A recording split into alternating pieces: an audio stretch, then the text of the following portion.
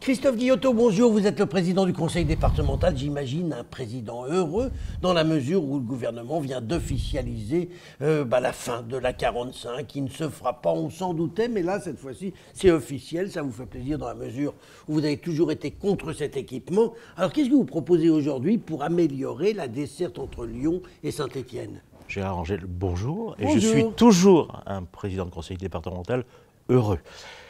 La décision, elle était attendue. Ça fait 30 ans qu'on est sur ce dossier et 30 ans qu'on sait que ce n'est pas une bonne idée. Bon, le ministre a décidé de dire les choses, c'est très bien. Je crois qu'aujourd'hui, il faut qu'on trouve des solutions pour rendre, je dirais, le trafic entre le Rhône et la Loire plus facile, plus simple. Les gens de la Loire avaient cette bonne idée de vouloir aller à Saint-Exupéry en passant par Mornan, ce qui n'est pas forcément la meilleure des solutions. On leur a expliqué pendant des années que ce n'était pas la ligne droite.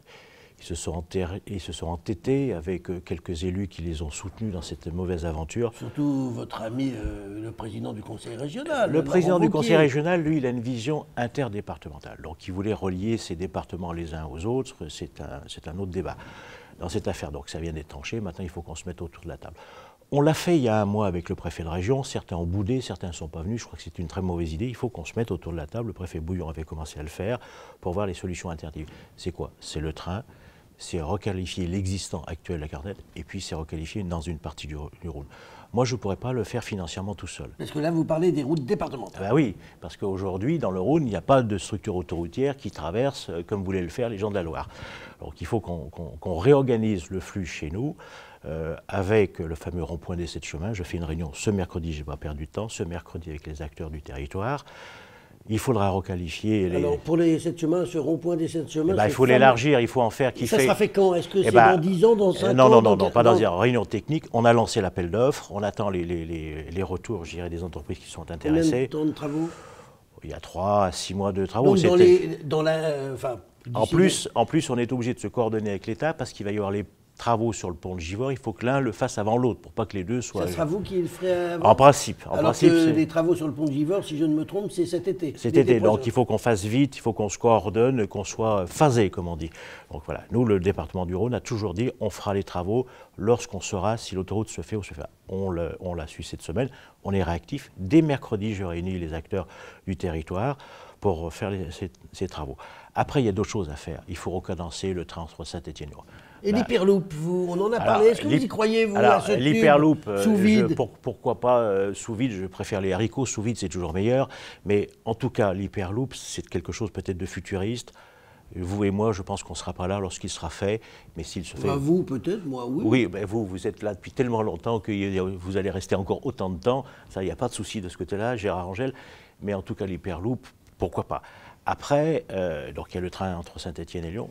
Et puis il y a une fameuse ligne qui existe, pour laquelle la SNCF ne répond pas depuis des années, c'est la ligne Brignais-Givors, qui existe, physiquement elle existe. Il faut peut-être étudier ce dossier, tous les acteurs du territoire de Brignais et les acteurs du territoire de Givors veulent la refaire.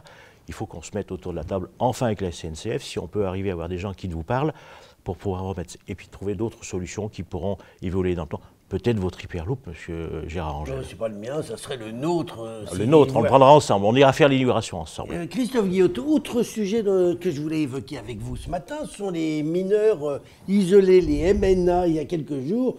Il y en a certains qui ont manifesté de la mauvaise volonté. Vous les recevez mal? Et on les reçoit tellement mal qu'ils nous ont fait une grève cette semaine.